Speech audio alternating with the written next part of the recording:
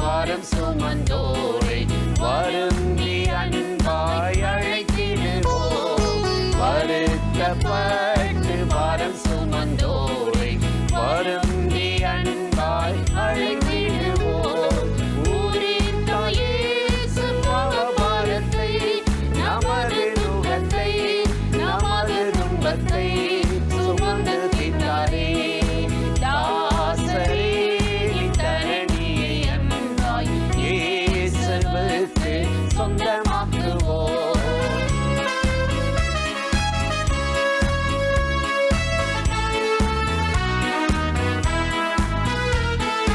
பசியுற்றோர்க்கும் பிணியாளிகட்கும் பட்சமாக உதவி செய்வோம்.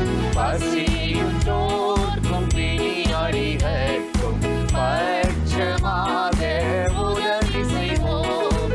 உசித நன்மைகளை நிறைந்து நம்மை மறந்து இயேசு கழிந்து திரிந்தனரே.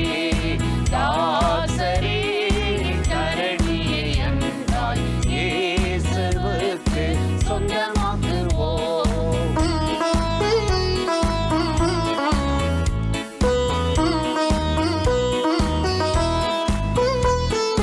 நெருக்கப்பட்டு ஒடுக்கப்பட்டோரை ஈசரை நாம் உயர்த்திடுவோம். நெருக்கப்பட்டு ஒடுக்கப்பட்டோரை ஈசரை நாம் உயர்த்திடுவோம். ஒருக்க ஒன்றும் கஷ்டத்திற்குள் நிஷ்டூரத்திற்குள் படுகொலைக்குள் விழுந்தனரே. தாசரே தரணியை அன்பாய் இயேசுவுக்கு சொந்தமாக்குவோம்.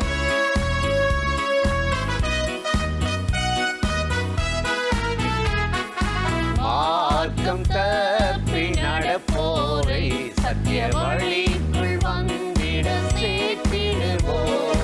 மார்க்கம் தப்பி நடப்போரை சத்திய வழிக்குள் வந்திட சேர்த்திடுவோம். ஊக்கமாய் ஜெயித்திடுவோம். நாம் உயர்ந்திடுவோம். நாம் உழைத்திடுவோம். நாம் ஜெயித்திடுவோம்.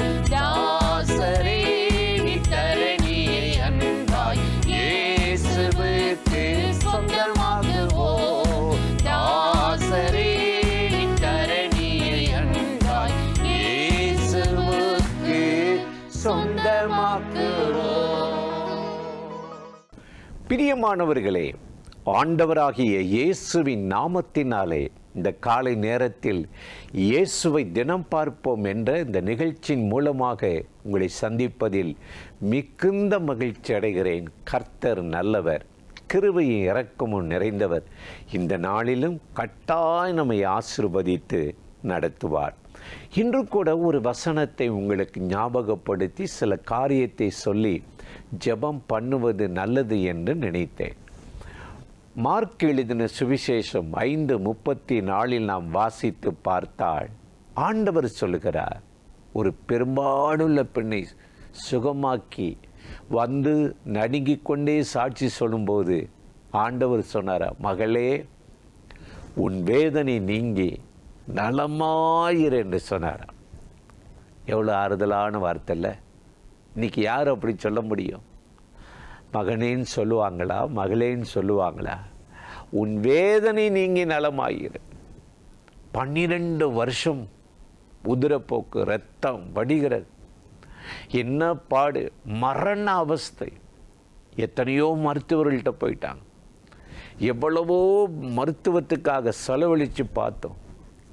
அடங்காத தீராத அந்த வியாதிக்கு யாரோ ஒருத்தர் இயேசுவை பற்றி சொன்னாங்க. அந்த அம்மா போய் ஆடையை தொட்டா ஒரு தீர்வு வந்தது, முடிவந்தது. அப்போ தான் என்னை தொட்டது யார், வல்லமை புறப்பட்டது என்று இயேசு கேட்டபோது இந்த அம்மா சொல்கிறாங்க, நான் தான் இப்போ விடுதலை ஆயிட்டேன். ஆண்டவர் ரொம்ப ஆச்சரியப்பட்டார். உன் வேதனை நீங்கி நலமாயிருந்தாரா? அதே தேவன் இன்றைக்கு உங்கள் வேதனையை மாற்றத்தாங்க இந்த பூமிக்கு வந்திருக்கிறாரு. உங்கள் வாழ்க்கையில் நீங்கள் வேதனைப்படுவது, கஷ்டப்படுவது, போராடுவது தேவ சித்தம் இல்லை. என்ன வேதனை, என்ன பாடு, அது எல்லாவற்றையும் மாற்ற அவரால் முடியும். சீக்கிரத்தில் முடிய பண்ணுவார். அதனால தான் பவுல் எழுதுகிறார் 2 கொரிந்தியர் 4:17 பார்த்தீங்கன்னா, அது சீக்கிரத்தில் நீங்கும் இந்த லேசான உபத்திரம், லேசான வேதனை பாடு. உங்களுக்கு வேணா அது பெருசாக இருக்கலாம். சீக்கிரத்தில் ஆண்டவர் நெடுநாள் போராட்டங்கள், வேதனைகள், ஏமாற்றங்கள், வழிகள், வியாதிக்கு ஒரு முற்றுப்புள்ளி வைக்க போகிறார். அதுக்குத்தான் நம்ம ஆண்டவரை தேடணும், கூப்பிடணும், ஜெபம் பண்ணணும்னு ஆண்டவர் சொல்கிறார். பழைய ஏற்பாட்டில் 430 வருஷம் ஜனங்கள் அடிமையாயிட்டாங்க எகிப்தியருக்கு. கத்துறாங்க, குச்சல்றாங்க. இனி அவ்வளவுதான். இனி யார் நம்மளை காப்பாற்ற முடியும்? யார் யுத்தம் பண்ணி நம்மளை தப்பு வைக்க முடியும்? அப்படிப்பட்ட மனிதர்களை கூட கர்த்தர் மோசையை எழுப்பி கொடூரமான பார்வோனுடைய கையிலிருந்து அவர்களை தப்புவித்து பாலும் தேனும் பொழிகிற தேசத்துக்கு கொண்டு போன தேவன் இன்றைக்கு உயிரோடு இருக்கிறார். உங்கள் வேதனை என்ன? எந்த காரியத்தில் உங்கள் மனம் போராடுகிறது, ஊசலாடுகிறது, தூங்க முடியாமல், இளைப்பாற முடியாமல், பலவீனப்பட்டு சோர்ந்து போய் காணப்படுகிறீங்க? அந்த காரியத்தில் ஆண்டவராகிய தேவன் உங்களுக்கு ஒரு நன்மை செய்வார். நீங்கள் வேதனைப்பட ஆண்டவர் உங்களை அழைக்கலை. துன்மார்க்கன் கடவுளை நம்பாமல் தேடாதவனுக்குத்தான் பாடு உபத்திரம். ஆனால் கர்த்தருடைய பிள்ளைகளுக்கு என்னவா? விடுதலையா? சங்கீதம் 32:10 நம்ம வாசிக்கும்போது சங்கீதக்காரன் சொல்ல, துன்மார்க்கனுக்கு அநேக வேதனைக்கு உண்டு, நீதிமானுக்கு ஒரு குறையும் வராதான், ஒரு வேதனையும் வராதான், ஒரு வேதனை கூட்டாது. நீங்கள் நீதிமானாக இருந்தால் இன்றைக்கி இந்த வேதனை முடியணும், ஒரு முற்றுப்புள்ளி வைக்கணும். அதுக்குத்தான் ஆண்டவராகிய தேவன் இந்த நாளில் நம்மளை அன்போடு அழைக்கிறார். கர்த்தருடைய ஆசீர்வாதம் ஐஸ்வர்யத்தை தரும். நீதிமொழிகள் 10:22 பார்க்குறோம். அதோடு வேதனை கூட்டாரா? ஐயா, குடும்பத்தில் ஒரே வேதனை, வாழ்க்கையில் போராட்டம், தொழிலில் பிரச்சனை, வியாபாரத்தில் பிள்ளைங்க படிக்கிறதுல பிரச்சனை, என்ன வேதனை?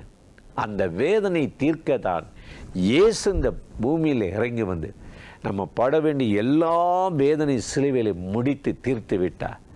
அவர் இன்னைக்கு உங்களை பார்த்து சொல்றாரு, என் மகனே, மகளே, உன் வேதனை நீங்கி நலமாயிரு என்று சொன்னவர் இந்த நாளில் உங்கள் வேதனை நீக்கி ஒரு நலத்தையும் சுகத்தையும் பலத்தையும் தந்து இந்த இரவு, இந்த நாளிலும், இந்த நிகழ்ச்சியில், இந்த காலையில் இணைந்திருக்கிற உங்கள் வாழ்க்கையில் கட்டாய ஒரு நன்மையை செய்து ஆசீர்வதிப்பார்.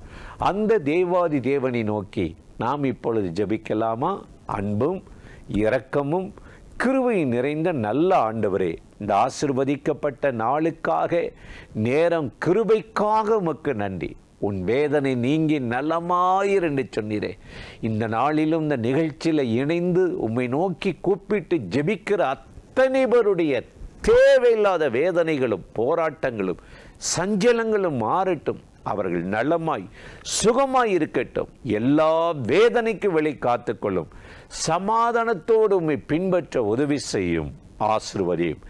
இயேசுவின் நாமத்தில் வேண்டிக் கொள்ளுகிறோம் எங்கள் உயிருள்ள நல்ல பிதாவே. ஆமேன், ஆமேன். ஆண்டவர் இந்த ஜெபத்தை கேட்டிருக்கிறார். கட்டாயம் நம்மை ஆசீர்வதித்து நடத்துவார். ஆமேன்.